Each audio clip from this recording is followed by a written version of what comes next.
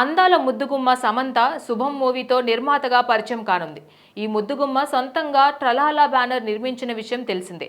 ఈ సొంత బ్యానర్ నుంచి మొదటగా శుభం అనే తొలి సినిమా విడుదల కానుంది.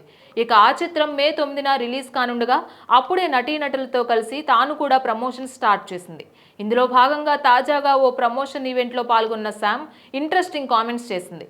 ఆమె మాట్లాడుతూ, నేను నటించిన మొదటి 2 సినిమాలు నేను ఇప్పుడు చూసుకుంటే నాకు చాలా సిగ్గుగా అనిపిస్తుంది. నేను అంతకంటే బాగా యాక్ట్ చేసుంటే బాగుండేది అనిపిస్తుంది. చెప్పాలంటే చాలా ఇబ్బందిగా అనిపిస్తుంది. నా యాక్టింగ్ నాకే నచ్చలేదు. నేను నిర్మించిన శుభం మూవీలో అందరూ కొత్త నటీనటులే. అయినా కూడా వాళ్ళు చాలా బాగా అద్భుతంగా పర్ఫామ్ చేశారు. వాళ్ళ యాక్టింగ్ నన్ను చాలా ఇంప్రెస్ చేసింది.